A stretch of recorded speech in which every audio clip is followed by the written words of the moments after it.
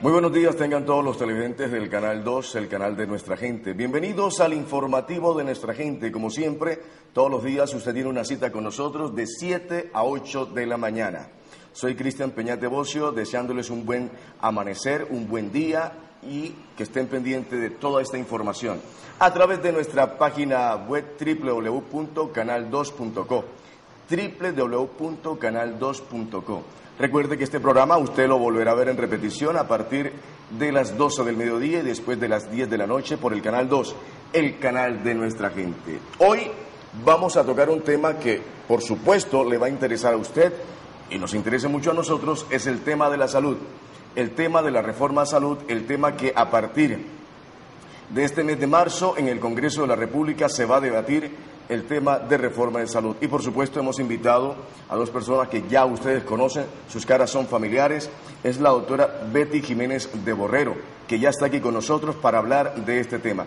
Le damos la bienvenida. Buenos días, doctora Betty, ¿cómo está? Muy bien, buenos días a usted, al doctor Pablo, a la teleaudiencia. Aquí nuevamente para tratar temas de interés, temas de actualidad.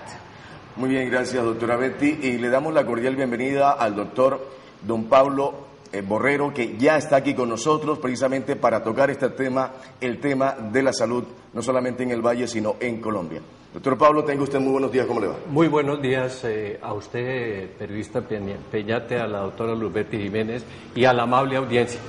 Muy bien, vamos de inmediato y queremos que desde ya usted nos sintonice, nos siga a través de nuestra página web y nos llame, porque también queremos dilucidar algunos interrogantes que se van a presentar, porque vamos a tocar este tema que está crucial, está candente, el tema de la salud en Colombia.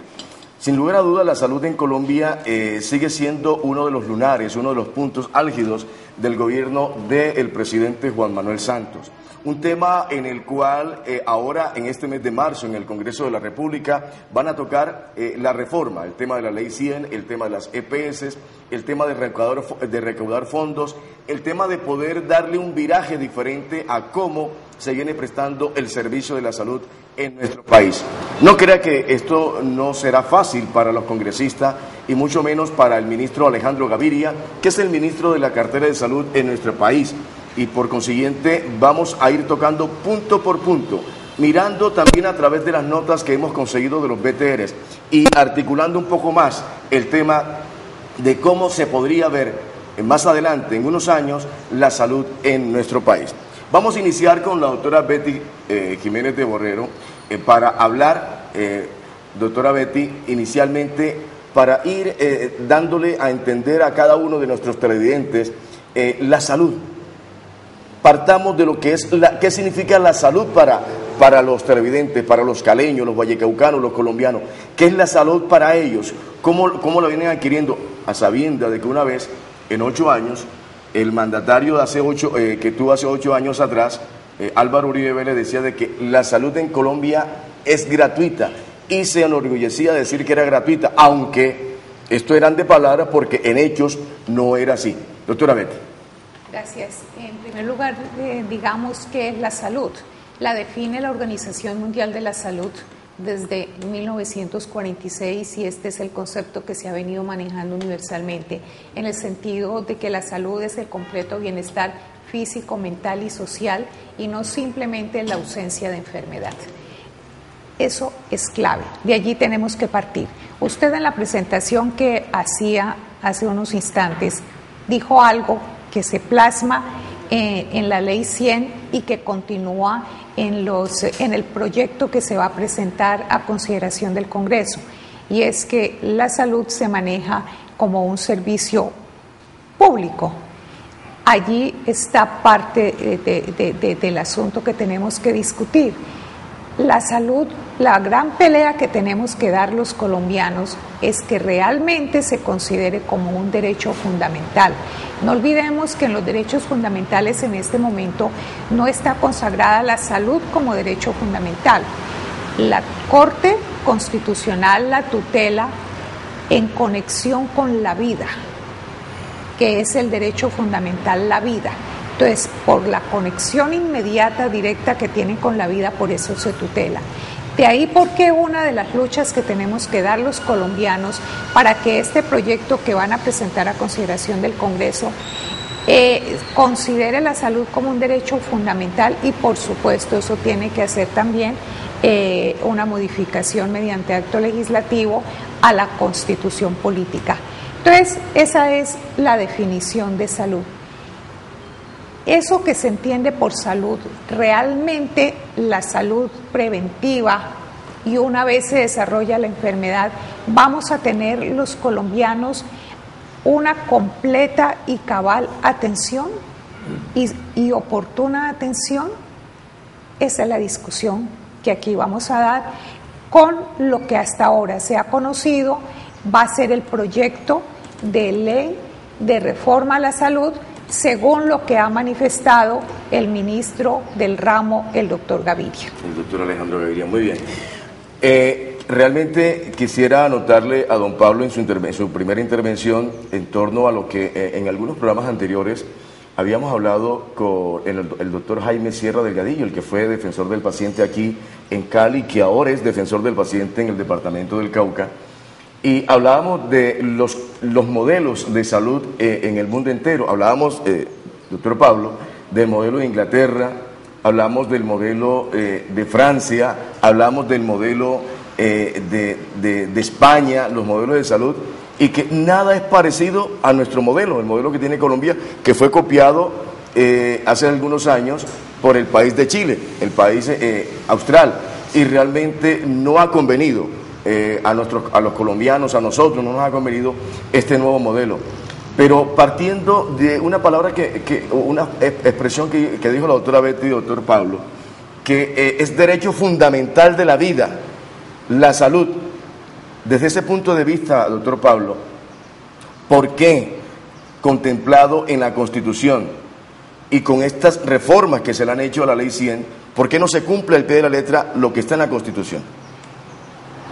Bueno, en primer lugar hay que decir que efectivamente, aunque la salud hoy es considerado como un derecho fundamental dentro de nuestro ordenamiento jurídico, más que por lo que dice la Constitución, que por lo que ha hecho la Corte Constitucional, una interpretación en el sentido de que la salud en conexión con la vida constituye un derecho fundamental.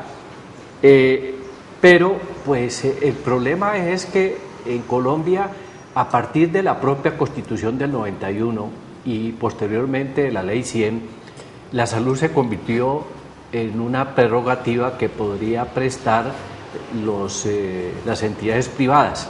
Por este camino, fácilmente la salud se transformó en un negocio particular muy rentable y, desde luego, pues con el transcurso del tiempo hemos visto los resultados de una salud que se presta de muy mala calidad y que se ha convertido pues en un negocio muy rentable.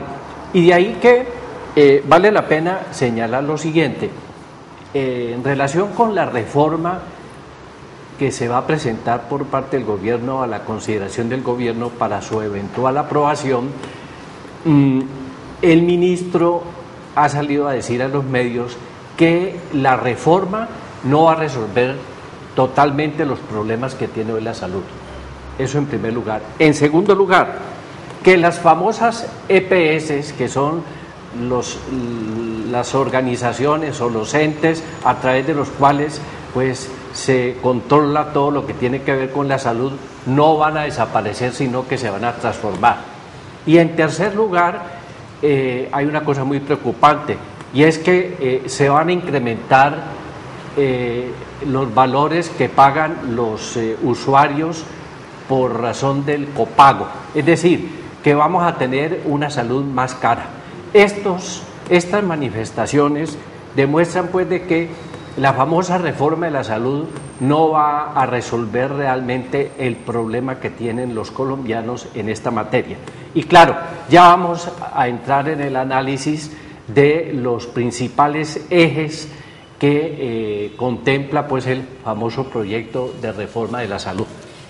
Doctora Betty, como se va a hablar de la salud pública, como el doctor Alejandro Gaviria está proponiendo precisamente al Congreso en esta reforma de salud, y hay algunos ítems que van a manejarse y a discutirse en el Congreso de la República, y como el tema es salud pública, ¿cómo queda, para ir allá introduciéndonos más en el tema, cómo queda el tema del CISBEN dentro de la reforma que se le quiere hacer al tema de la salud? En primer lugar hay que explicar cuáles son los ejes, y ahí vamos viendo cómo va a quedar lo del CISBEN. ¿Cuáles son los ejes que contempla ese proyecto de reforma a la justicia o que a la salud, o que los va a contemplar? En primer lugar, se le quita el manejo de afiliación y de ingresos de recursos económicos a la EPS. Esto lo va a manejar una entidad estatal que se va a constituir. Ese es un fondo que se llama Mi Salud, al cual será o el cual tendrá como función principal afiliar a todos los colombianos allí a ese sistema, recaudar los dineros, pagarlos directamente Mi Salud a las IPS, a las entidades prestadoras. En cuanto a lo del subsidiado, que es lo del CISBEN, allí se contempla la posibilidad de que estos recursos los manejen los departamentos. También otro eje de la reforma es realmente acabar con la intermediación financiera, y por eso es que Mi Salud va a tener tan grandes competencias dentro del sistema de salud. Y otro eje fundamental de esa reforma es el traslado de los dineros de la UPC, que es la unidad por capitación, es decir, lo que el Estado entrega hasta este momento a las CPS y que después va a estar manejándolo Mi Salud. Esa suma de dinero que anualmente entrega el Estado por cada uno de los afiliados colombianos o no colombianos que están dentro del sistema. Entonces, se contempla la posibilidad de trasladar esa suma por capitación a las prepagadas. En este momento esta suma por capitación es un poco más de 550.000 pesos por cada colombiano. Se está pensando en aumentarla a 700, 800.000, casi una suma cercana al 1.000.000 de pesos. Entonces, fíjese usted que allí vamos desentrañando y vamos entendiendo cuál es el verdadero carácter, el verdadero contenido y el verdadero espíritu de este proyecto de reforma. Primero, ayudar a las EPS en sus enormes problemas financieros que tiene. Usted no siga manejando, eso lo manejamos nosotros desde el Estado. Y segundo, ayudar a las empresas prepagadas de salud que tienen un problema muy grande también financiero, trasladándoles las UPC. Y entonces los colombianos, por eso iniciamos esta intervención con la definición de salud. Eso que se entiende por salud, salud preventiva, una eficiente y eficaz atención una vez se desarrolla una enfermedad, una patología, pues no lo vamos a tener de manera, no digamos ideal, óptima, pero ni siquiera regular. Van a seguir los problemas de demoras, de congestión, de mala atención para cada uno de los usuarios en salud. Pero fíjese, usted habla de salud preventiva y la verdad en estos momentos y lo que ha pasado antes de comenzar a hablar de la reforma de la salud, eso no se ha prestado, eso no se ha hecho, el tema de salud preventiva para ver, precisamente porque si el gobierno no quiere invertir esos billones y billones y millones de pesos precisamente en solucionar cuando hay crisis de salud, cuando se presentan esas crisis gravísimas en torno a poder desembolsar cualquier cantidad de dinero, si utilizamos el tema de prevención en salud, yo creo, doctor Pablo, que el gobierno, si le emplea un poquito más y anota más al tema de prevención, no puede lamentarse más adelante. Yo quisiera, doctor Pablo, que mirara un poquito sobre este tema, la entidad única de afiliación. Perdón, una interpelación allí, mire, usted ha tocado un tema muy importante. El Estado no tiene una visión integral ni de futuro en el manejo de los asuntos que se le encomiendan. En la medicina preventiva, uno de los altos índices de mortalidad de los colombianos está en el cáncer. Para las mujeres cáncer de seno, para los hombres hay cáncer gástrico, en fin, o de colon. Medicina preventiva es, después de determinada edad, imponer obligatorio mandarle unos exámenes de control, por ejemplo, una endoscopia a hombres y mujeres, que así sería una forma de detectar oportunamente esto. Y de esa manera, fíjese que está haciendo varias cosas.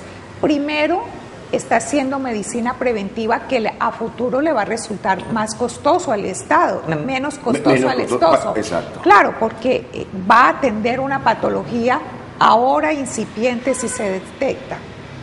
En segundo lugar, porque va a generar más trabajo. Es decir, si tantos médicos, tantos profesionales de la salud y tantos tecnólogos que salen semestralmente de las universidades y no encuentran trabajo, no encuentran empleo. Entonces, es una forma de reorganizar, de planificar el empleo, el trabajo para hacerlo más productivo. Me da pie, doctora Betty, con esto me da pie para decir, bueno, si tenemos la medicina preventiva, tenemos la salud preventiva en nuestro país, que el gobierno podría implementar y lo podría hacer para no lamentar más adelante y desembolsar los billones y billones de pesos por parte de las arcas de la nación. Entonces, el paciente, hablo como una corriente del paciente colombiano, el paciente que va a su EPS, el paciente que quiere, tiene que ir, ojo, tiene que ir a un médico general, doctora Betty, doctor Pablo y televidente, tiene que ir a un médico general.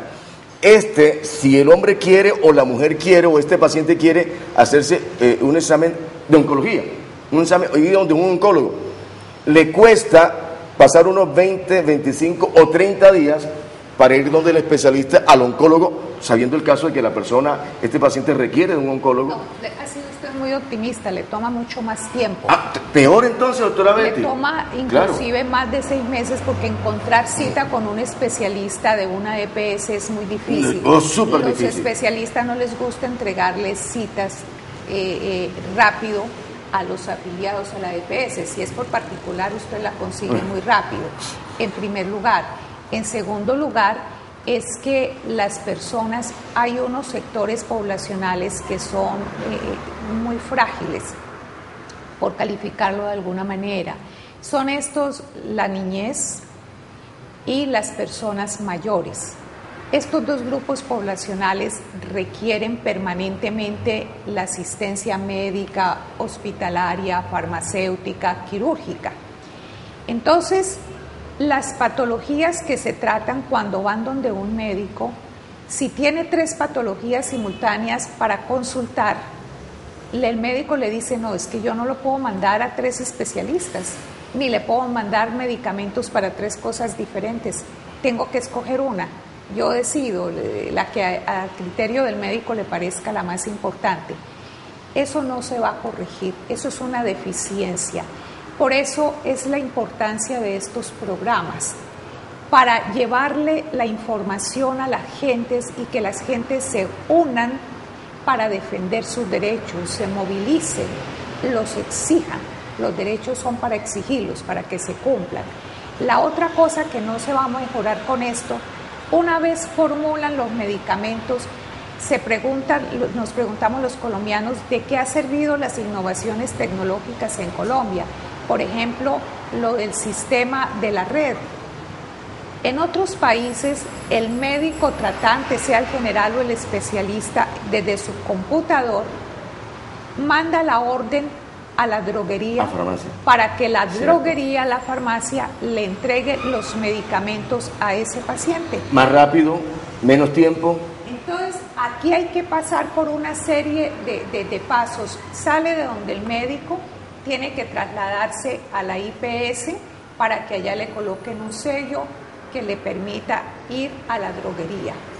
Luego coger otro bus, desplazarse largos caminos, olvidando que la gente mayor ya no puede caminar, que la mayoría son personas de escasos económicos, a trasladarse a la farmacia y allá le ponen una cantidad de peros, que esto no está en el post, que el nombre quedó mal escrito, que tiene que colocarlo por genérico porque no es el comercial. Una cantidad de pasos que obstaculizan al paciente y que le deterioran más su calidad de vida. Eso no se va a corregir.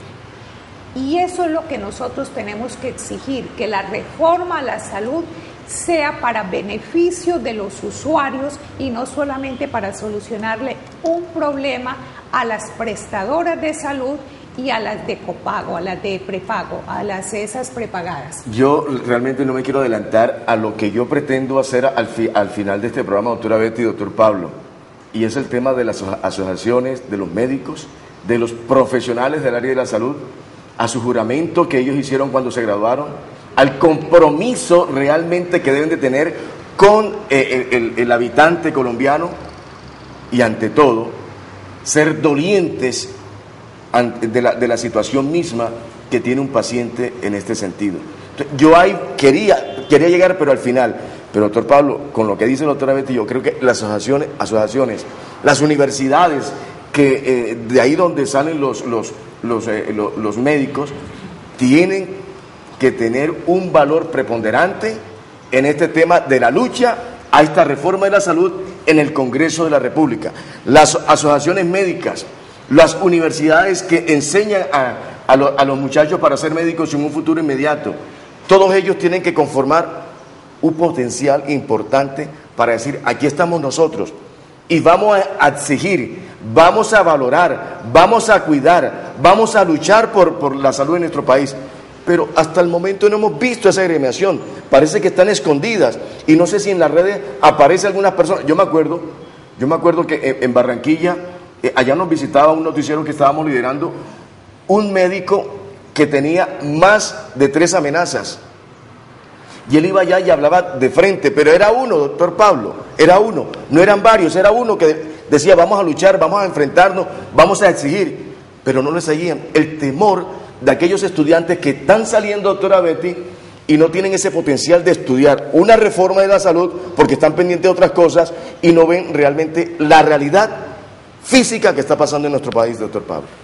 Sí, claro, todo esto confluye en un solo problema, es decir, la salud en Colombia está atravesando por una situación de crisis y desde luego esa crisis está ligada con el hecho indiscutible de que la salud en Colombia se convirtió en un negocio. Y claro, cuando eso sucede, pues la prestación de este servicio pues no se hace dentro de los parámetros y con el rigor médico, quirúrgico, farmacéutico que debe ser, y además teniendo en cuenta todos esos aspectos que se han señalado aquí de la medicina preventiva y de los procedimientos a seguir para hacer más accesible y asequible pues la prestación del servicio de salud a los afiliados. Pero permítame, yo quiero volver otra vez al análisis de los ejes del proyecto de reforma, porque uno de los aspectos preocupantes es el que tiene que ver con el problema de la intermediación. ¿Qué es lo que sucede? El Estado le entregaba a las EPS los recursos económicos de la salud y la EPS debería utilizar esos recursos para pagarle a las IPS, es decir, a las clínicas, a los hospitales, que son las prestadoras de los servicios públicos. En este caso, ¿qué era lo que sucedía? Pues que las EPS, como Saludcop, por ejemplo, ¿no? Recibía ingentes recursos del Estado y los invertía en construcción de clínicas de su propiedad, ¿no? O en otros menesteres que no tenían nada que ver con la salud. Por ese camino se despilfarraban los recursos, no se utilizaban adecuada y oportunamente, y entonces habían una serie de problemas en ese proceso de intermediación, porque finalmente los hospitales y las clínicas, ¿qué era lo que pasaba? Pues que no recibían oportunamente los dineros para su funcionamiento, y entonces había una constante queja entre las IPS y las EPS por ese concepto, y eso repercutía en una mala calidad del servicio de salud, porque finalmente la IPS decía, no, es que no nos han pagado y por tanto no hemos podido contratar a los especialistas y no podemos atenderlo, y entonces el paciente que iba a la clínica o al hospital lo remitían a la EPS y la EPS volvía y lo remitía a la clínica o al hospital, y se volvía eso un juego, el famoso juego de la muerte. Paseo de la muerte. El famoso paseo de la muerte. Eso sucedía pues con las clínicas y hospitales privadas, e incluso con los hospitales públicos, porque a veces los hospitales públicos pues prestaban servicios que contrataban las EPS, pero nunca recibían, ¿no?, los recursos necesarios para atender a los pacientes. Entonces, el objetivo de la reforma es acabar con la intermediación, y por eso ahora se ha creado un fondo único estatal para manejar esos recursos, para hacer la afiliación y para pagarle a los hospitales y a las clínicas, que son las prestadoras, ¿no?, los servicios que presten a los pacientes. Le intervengo un ratico, doctor Pablo. ¿Ese fondo único va a eliminar las EPS? No. Ya vamos para allá, pero déjeme terminar este punto que me parece que es fundamental.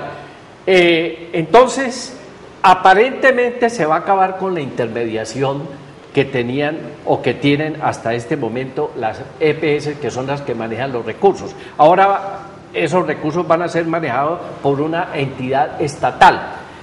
Ahora, yo me temo que de todas maneras, aunque esto es un avance, es importante que el Estado recupere la soberanía en el manejo de los recursos y que haga los pagos. De todas maneras, con un Estado un tanto burocrático y formalista, ¿no?, y lleno de procedimientos, no vaya a ser que, a pesar de que los recursos van a estar manejados por el Estado, no lleguen oportunamente a las clínicas y a los hospitales privados y estatales para la atención de los servicios. Ahora, en relación con lo que usted me pregunta, efectivamente, las EPS se van a transformar, se van a reformar. ¿Qué opciones ha planteado el señor ministro en relación con este punto?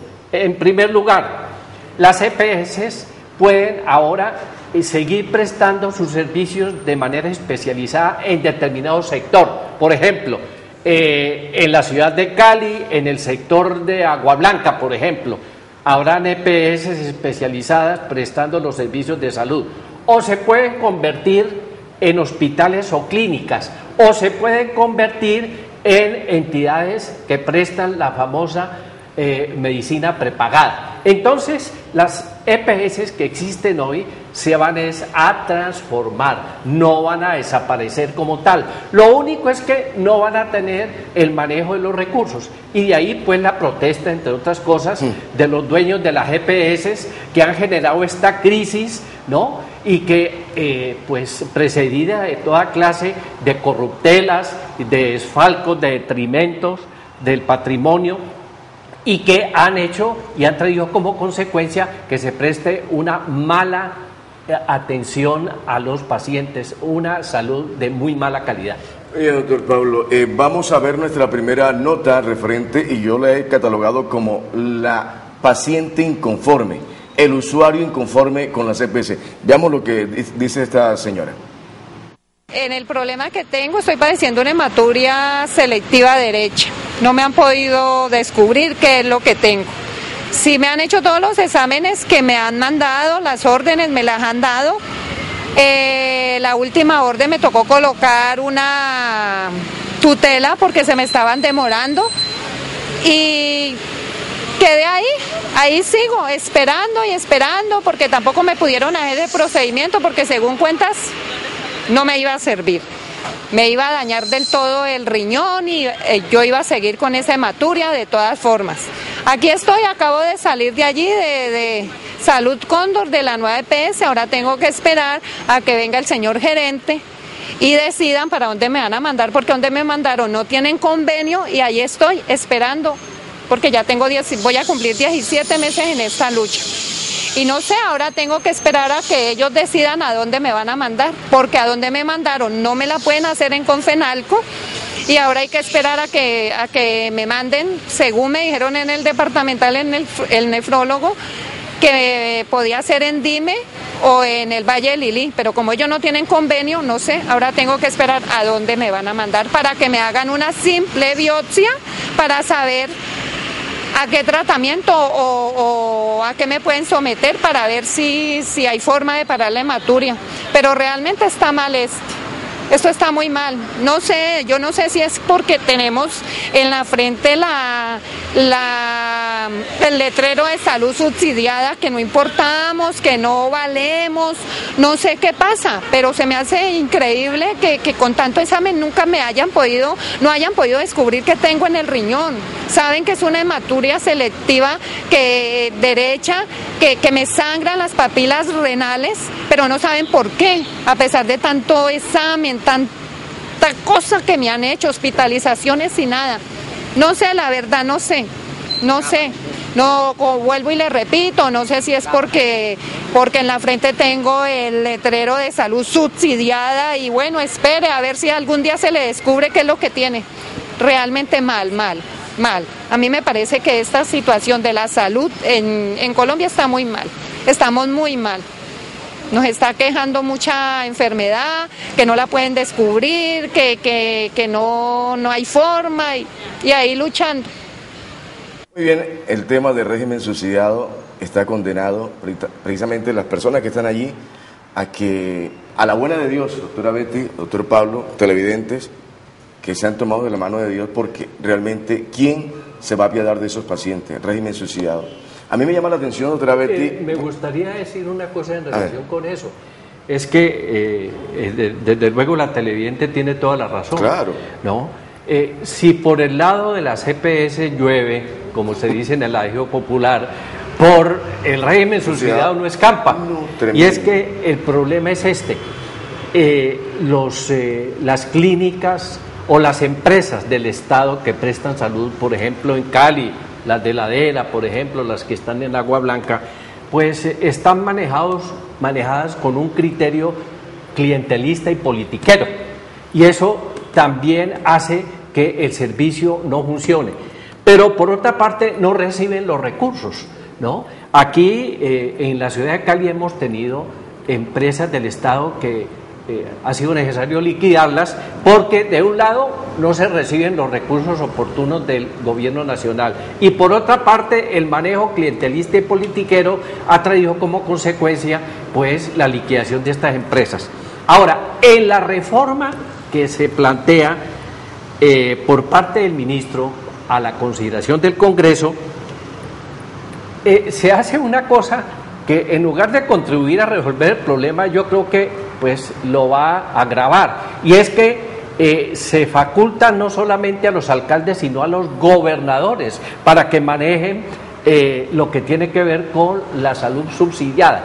Yo creo que por ese camino lo que va a haber es más clientelismo y más corrupción, porque lamentablemente, aunque yo soy partidario de que pues se centralice el manejo y el control de la salud en las condiciones concretas de nuestro país y de nuestras ciudades, hoy todo lo que tiene que ver con la salud subsidiada está interferida, está mediatizada por la politiquería y la corrupción. El tema del bendito sistema, que esto no nos va a quedar tan bien claro para nosotros.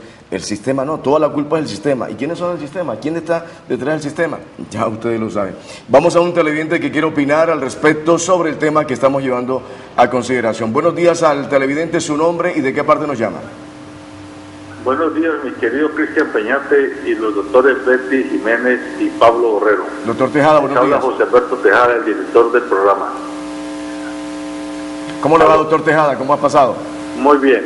Quiero aprovechar que estoy observando el programa por el canal www.canal2.co para comentar la importancia que tiene el que personas expertas y serias como los doctores Borreros tienen para explicarle a la ciudadanía con detalle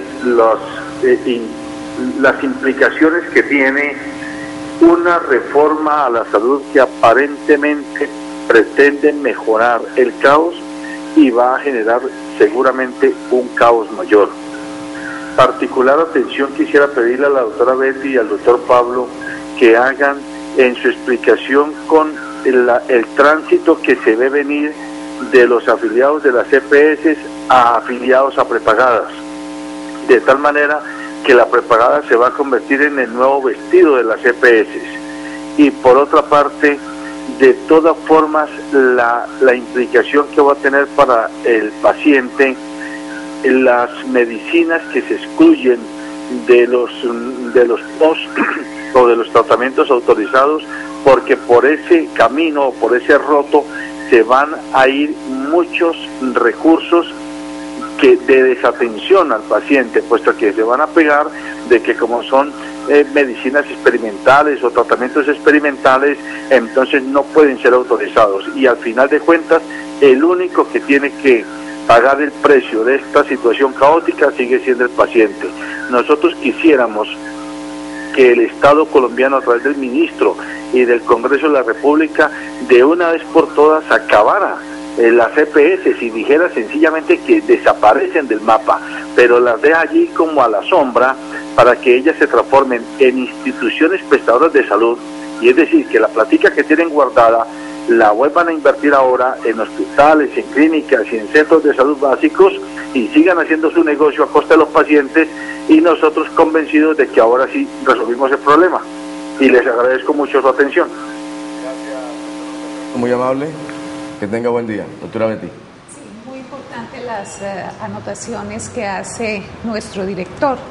En primer lugar, como él bien lo anota, es cierto, uno de los ejes de este proyecto, de lo que va a ser este proyecto de reforma a la salud, tiene que ver en primer lugar con eso que dijimos hace un rato, de las posibilidades que se le van a dar a las prepagadas, empresas de medicina prepagada, para que solucionen sus problemas, que los tienen muchos en el aspecto financiero, permitiendo que el afiliado a una EPS que también simultáneamente tiene medicina prepagada traslade los recursos que el Estado le asigna por unidad por capitación, que es lo que se conoce como OPC, a esa entidad de medicina prepagada.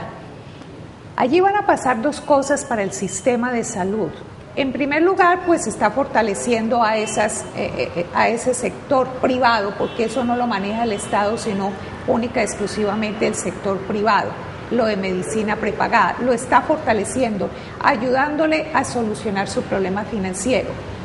Pero para ese usuario, para ese afiliado en salud que tiene también prepagada, ¿qué va a significar? Muy probablemente le van a decir: ya la EPS, el Estado, no tiene nada que responder por usted, váyase allá. Y entonces allá le tienen que atender toda su patología, y pudiese presentarse el caso, que así va a suceder, de que esa entidad de medicina prepagada para una patología costosa le diga: usted no tiene los aportes suficientes para tratarle esa patología, o va a tener que pagar muy caro.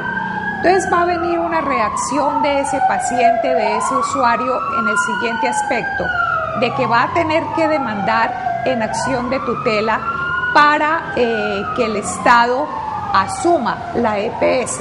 Entonces fíjese usted, la EPS o el Estado se va a quedar sin esos recursos por la unidad por capitación, los va a manejar, disfrutar, gozar, administrar la entidad prepagada. Pero muy probablemente, y ahí tenemos que prevenir y prever esa situación, ¿qué va a pasar si no lo atienden en una patología? va a interponer una tutela contra la EPS, porque no creo que se la vayan a interponer exclusivamente contra la entidad prepagada. Ese es un aspecto. El segundo aspecto, que es otro de los ejes... Pero, ¿por qué no me permite profundizar un poco en ese punto? Porque Doctor Pablo, regálame un segundo, es que hay un televidente que quiere opinar al respecto. El televidente sobre el tema y quiere hacerle preguntas a ustedes. Buenos días al televidente, su nombre y de qué parte de la ciudad nos llama. Buenos días, doctor Cristian. Le habla Melquisedec de Diego, aquí el barrio de La Ceiba, con una 7. Díganos, don Melquisedec. Yo estuve en Tiguera y en Calizo, con Fandi, por acá por las 70, y me tocó llevar a mi hija, porque ella tiene un problema pues de dermatitis, y resulta que yo había llamado donde se piden la cita, y me cansé, porque nadie le contesta a uno, y me voy directamente a la EPS cuando llego allá, para una cita prioritaria, eran las 4 de la tarde, entonces me dijeron que ya no había más cita, pero ellos trabajan hasta las 5. Entonces yo le dije, pero ¿cómo es que me van a hacer perder tiempo ustedes aquí, tiempo y dinero, y necesito la cita para la niña, y no me la van a dar? Que no, que porque ahí no había teléfono, no tienen un teléfono directo en Calizo para llamar. Entonces yo le dije, pues le hacen perder el tiempo a uno, y eso no debe ser así. Háganme el favor y busquen la forma de darme la cita, si no yo hablo con el director.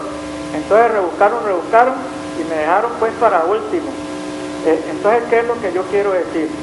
Yo como cotizante en el año pasado, yo tenía una cotización de 367,000 pesos, y resulta que con 60,000 pesos que le asignaron a uno en este año, pues prácticamente quedó casi como con 400,000 pesos, imagínense, superior a lo que le dan de aumento a uno. Entonces, ¿qué pasa? La cuota moderadora, ahí es donde yo insisto. Hombre, si yo soy un cotizante y estoy pagando un dinero alto, voy por una cita y me están cobrando 24,000 pesos prácticamente, y yo son 4 hijas. El pasaje, ¿cuánto me vale? 6,400 de ida y regreso.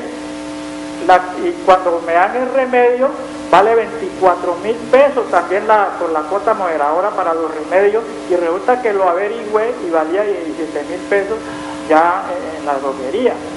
Entonces, mire, esa situación es lo que yo digo. Si uno es cotizante, porque el espíritu de la ley lo dice, se debe tener en cuenta que a uno no debieran de cobrarle una cita para atenderlo, porque prácticamente le están violando el derecho a la salud a uno. Entonces yo no comparto esa situación, y el aporte que yo hago es que a los hospitales se le debiera entregar la salud, mejorar a los hospitales en tecnología, y de esta forma nosotros nos bajamos las EPS de encima, como ustedes están diciendo ahí, y yo les agradezco. No, a usted, don Melquisedec, por ese aporte. A propósito de lo que dice don Melquisedec, doctora Betty, me da pie a comentar algo. El tema de las EPS ha hecho que muchos hospitales y clínicas en Colombia sean cerrados, porque le han hecho quebrar prácticamente. Mire, si usted se da cuenta, la deuda exorbitante que tiene el HV, el Hospital Universitario del Valle del Cauca, casi el 85% de su deuda es de las EPS. No le han soltado el dinero al hospital. Es que más, si las EPS estuvieran al día, estuviera bollante el hospital universitario, no tuviera ningún problema en estos momentos, el sindicato estuviera feliz, el señor Jaime Rubiano estuviera tranquilo, en fin. Pero fíjense, el tema de las EPS, que es la que recauda el dinero, la que tiene que pagar a las clínicas y a los hospitales, y mire el caos que presenta. Mire, lo que plantea el don Melquisedec es cierto. Sí, perdón. Fortalezcan las clínicas, fortalezcan los hospitales y que desaparezcan las EPS. El Estado, el ministro Gaviria de Salud, considera que con este proyecto, creando esa entidad que se va a llamar Mi Salud, se va a solucionar ese grave problema del traslado de los dineros hacia las IPS, hacia los hospitales, hacia todas las entidades prestadoras ya de la parte de atención médica propiamente dicha. Y esto es un error. Eso es lo que estamos analizando en este programa. ¿Cómo eso lo que va a hacer es solucionarle un problema inmediato a las EPS? le va a quitar esa responsabilidad que tiene. Ellos no van a tener ninguna responsabilidad social y toda la descarga del problema pasado y de lo que viene se coloca en hombros del Estado. Es decir, eso es inequitativo. Que manejen los otros un negocio. ¿Qué es lo que vamos a hacer? Garantizarles el negocio de la salud, garantizarle el Estado a las CPS que se van a poder transformar, como ya lo dijo el doctor Pablo, inclusive en entidades prepagadas. Y entonces, para que tengan grandes utilidades. Con el señor Melquisedec estamos totalmente de acuerdo. Eso es precisamente lo que estamos analizando en este programa. ¿Cómo no se van a solucionar esas fallas, esas deficiencias? Se van a profundizar. No vamos a tener mejor atención ni oportuna atención. Y los médicos que van a llevar allá son médicos que no tienen experiencia. Recordemos los colombianos y los caleños cómo en los años 70, en los años 80, principios de los años 90, los mejores especialistas en salud estaban en el Instituto de Seguros Sociales, en la entidad estatal, y todos querían trabajar en el Seguro Social, y allá estaban los mejores especialistas. Hoy día, y pagaban bien. Claro, hoy día todas las entidades de salud, tanto privadas como estatales, remuneran mal a los médicos, pero además llevan unos médicos jovencitos, inexpertos. Por supuesto, hay que ayudarles, hay que brindarles trabajo, pero la experiencia se necesita. Y la otra cosa es que nos van a poner a pagar mucho más si dejamos los colombianos que esa reforma se haga realidad, porque el copago se va a aumentar. Expliquémosles a los televidentes qué es el copago. Es esa suma, los afiliados y cotizantes aportan una suma mensual. En el caso del señor Melquisedec, en el año más de 400,000 pesos. Exacto. Para el caso de él. Es lo que los aportes, las cotizaciones que mensualmente los cotizantes hacen a salud, que es el 12% de sus ingresos, bien sea ingresos pensionales o bien sea ingresos laborales como asalariado o como trabajador independiente. Es una suma muy grande. Esa suma es una forma de prepagarnos la salud. ¿Por qué esa suma se la tienen en cuenta para un tratamiento diferencial y de mejores condiciones en las entidades de medicina prepagada y no a las entidades que están dentro del sistema, llámese EPS o como se le quiera llamar a futuro? Nos hemos prepagado la salud toda la vida y no hay derecho, como bien lo anota Melquisedec, que tengan que cobrar una suma tan cara, que en el caso de los medicamentos muchas veces la cuota moderadora supera el valor de los medicamentos que se han enviado. Pero esta explicación para decirle que a la par con ese aporte que hacemos mensuales, los cotizantes pueden tener afiliados unos beneficiarios que dependen económicamente de ellos, como son los hijos menores de edad o son los padres que dependan económicamente, o hermanos si están en minusvalía o menores de edad, en fin. Hay unas personas que son beneficiarias. Por estas personas, si necesitan un tratamiento especial, hay que pagar lo que se llama el copago. Cancelar. Pues bien, este copago para hospitalización, para cirugías, para tratamientos, ya no solo tendrán que hacerlo por los beneficiarios, sino que el cotizante también va a tener que copagar su tratamiento, su atención médica, farmacéutica, hospitalaria, y los medicamentos costosos, las atenciones costosas, allí es donde va a venir el copago. ¿Y cómo se va a fijar ese copago para cada uno de los cotizantes, para cada uno de los afiliados? De acuerdo a la capacidad económica. ¿Y quién determina la capacidad económica? Pues no me cabe la menor duda de que el Estado, como está en línea, va a mirar qué recursos, qué bienes tiene ese cotizante. Entonces le va a aparecer una casa, es lo único que tiene, o dos casitas. Y entonces, por arte y gracia de los alcaldes y del presidente de la República con las actualizaciones catastrales, los avalúos catastrales se dispararon, inclusive hasta el 100% y más del 100% en algunos casos. Entonces a la gente la volvieron rica por decreto.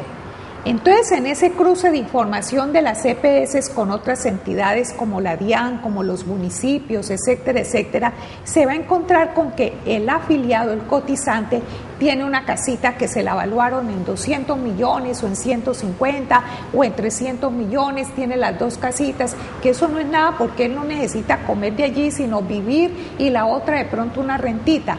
Pues entonces le van a poner un copago alto. Entonces fíjense ustedes cómo eso de los avalúos catastrales va a tener una incidencia práctica en una serie de aspectos. Entonces nos van a hacer más oneroso la salud. La salud no se considera allí como un derecho, es simplemente como un negocio para las EPS. A las EPS les están ayudando a solucionar el problema, inclusive se les va a dar la posibilidad de que geográficamente se organicen o por especialidades. Entonces ya una EPS se va a especializar, por decir, en cardiología, otra EPS en hematología, otra EPS en dermatología, y no se va a impedir la integración vertical. ¿Qué es eso de la integración vertical? Las EPS tienen a su vez clínicas y entonces ellas contratan con sus clínicas, es decir, el negocio redondo por todo lado. Eso no va a estar totalmente prohibido, es un poco laxo, va a ser un poco flexible la ley, y por eso es que antes de que sea presentado al Congreso de la República este articulado, los ciudadanos tenemos que exigir que nos escuchen y armar entre nosotros, como lo hicieron los estudiantes con la educación, un proyecto de ley que considere a la salud como un derecho, desmontar eso del negocio particular para unos empresarios de la salud y de la vida, y que realmente la salud sea satisfacer las necesidades para los usuarios, para los colombianos afiliados. Fíjese, doctora Betty, doctor Pablo y televidentes, que el exministro de Salud, el doctor Jaime Arias, precisamente tocando y preguntándole a algunos medios... Que maneja la organización de las EPS. Exacto. Decía que se está creando, o se va a crear, dice él, hablando de un futuro inmediato, se va a crear un monstruo oficial único, centralizado. Lo que realmente en este tema lo dice el doctor Jaime Arias. Y preocupa sin lugar a duda, mis estimados televidentes, esta situación. Ojalá que vuelvo y repito, los gremios en materia de salud, los estudiantes de salud, las universidades, ¿verdad? El personal que realmente conoce a ciencia cierta esta temática, salgan y comuniquen, utilicen las redes sociales, utilicen los medios de comunicación para protestar, para hablar, para hacer pedagogía y mirar que lo que se va a hacer en el Congreso en estos próximos días, miren con lupa bien de cerca esta reforma de la salud que se va a hacer. La clase media sale muy golpeada en ese sistema, en ese proyecto de salud que se piensa hacer realidad. La clase media, ¿por qué la clase media? Porque es la que no tiene subsidios. Exacto. Y entonces se cree que porque tiene un patrimonio que por decreto convertido en 300 millones tiene capacidad de pago suficiente, y no es cierto. Sobre la clase media se descargan todas las obligaciones y responsabilidades en este país, y es la clase que no está organizada y que no está unida. Muy bien. Yo creo que podemos sacar unas conclusiones. Sí. Pero antes de eso, don Pablo, vamos a ver la siguiente nota, un post que se hizo en torno al tema relacionado de cómo están prestando los servicios las EPS, cuáles son las quejas que ellos les preocupa sinceramente, y para tener un concepto más a fondo de la ciudadanía aquí en Cali en torno a esta situación. Veamos la nota. Sí, me parece buen servicio. Acabo de salir ayer del hospital y todo, sí, me parece bien. Mala. ¿Por qué? Mala porque mi mamá, ya desde cuando el médico le mandó una autorización y hasta ahora, hace como 3 meses y hasta ahora me la van a dar. Mire, la EPS ahora que está en proceso de liquidación se ha portado muy mal desde hace más de un año. Yo soy usuaria y tengo usuarios de la liga que como veedora nacional me cuentan. Aquí una vez que vine encontré una cosa monstruosa, pico y placa para los niños. Eso es horrible porque un niño se puede enfermar lunes y tenía que esperar a viernes que le tocara el pico y placa. No hay nada de atención, de amor al enfermo.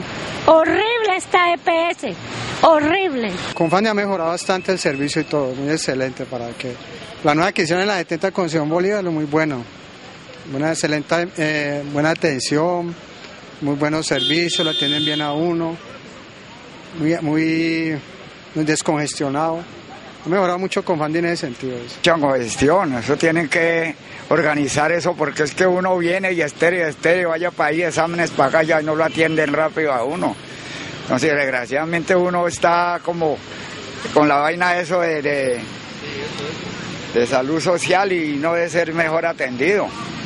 De todas maneras, yo le agradezco la invitación y ojalá hagan algo por la EPS. En estos momentos pues tengo a mi padre enfermo postrado en cama prácticamente, o sea, esta EPS ha salido sinceramente muy mala, una atención muy mala porque es que no le brindan toda la atención al usuario. Entonces, de por sí siempre toda la gente se queja y hay veces mucho atropello contra la población civil.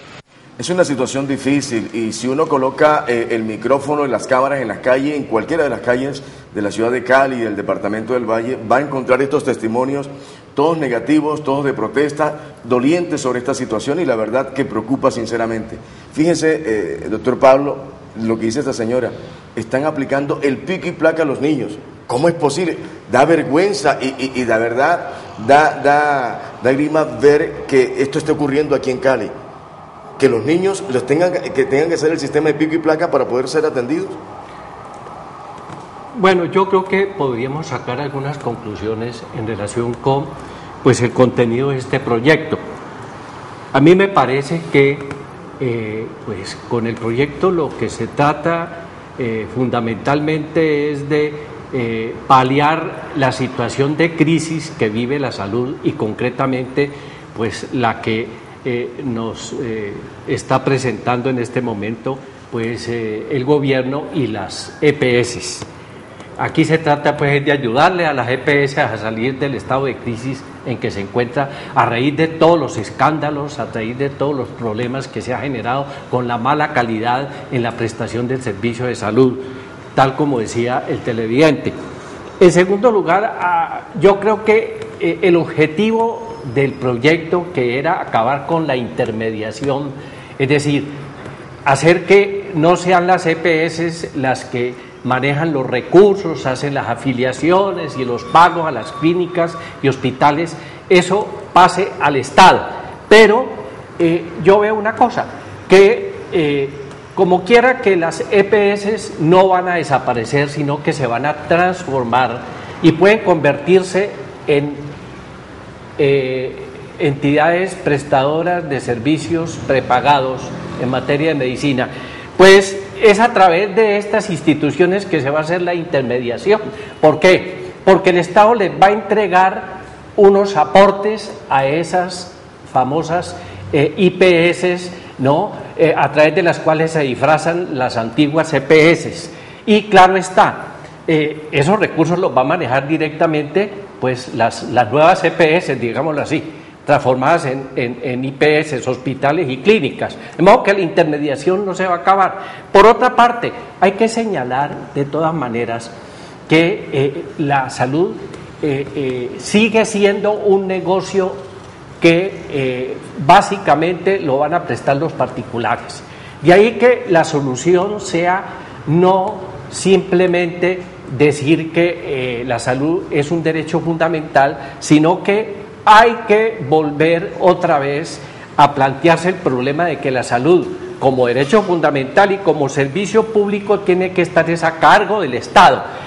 con un control popular que permita que se garantice la calidad de los servicios públicos. Finalmente quiero decirle esto, mire, con toda razón el doctor Tejada hacía hincapié en la cosa de aquella medicina que no es accesible a la gente porque está porque en un momento dado está en experimentación, pero que de todas maneras se aplica de alguna manera, pero es muy costosa. Efectivamente, se va a hacer una lista para incluir en esa lista lo que hoy se denomina los medicamentos no POS, es decir, aquellos medicamentos que son muy costosos y que no pueden ser sufragados fácilmente por los cotizantes. Entonces, ¿qué es lo que va a pasar? Pues que de esa lista se van a excluir obviamente una serie de medicamentos y procedimientos de aquellos que tienen que ver con la medicina experimental o la gran medicina de alto costo que solamente la pueden pagar sectores privilegiados. La gente seguirá con el ibuprofeno, seguirá con el diclofenaco, seguirán con los procedimientos comunes y corrientes, pero las enfermedades catastróficas y las nuevas enfermedades que pueden ser tratadas con procedimientos de medicamentos modernos pues van a ser inaccesibles para los usuarios. Gracias, doctor Pablo, gracias, doctora Betty, muy amable por estar aquí con nosotros y a ustedes muy amable. Queremos decirle que la dirección de este programa es del doctor José Alberto Tejada y vamos a estar pendiente de cada resultado, de cada diálogo, de cada reforma que se va a hacer en el Congreso de la República para ir haciendo esta pedagogía para que ustedes se den cuenta, mis estimados televidentes, de la situación en el tema de la reforma de la salud. Dios permita que esto tenga unos argumentos sólidos, muy buenos y beneficiosos para el pueblo colombiano. Muy amable por estar con cada uno de nosotros. La invitación para mañana, nuevamente a las 7 en punto, en el canal 12, el canal de Nuestra Gente, para otro tema, en el informativo de Nuestra Gente. Dios les bendiga. Feliz día.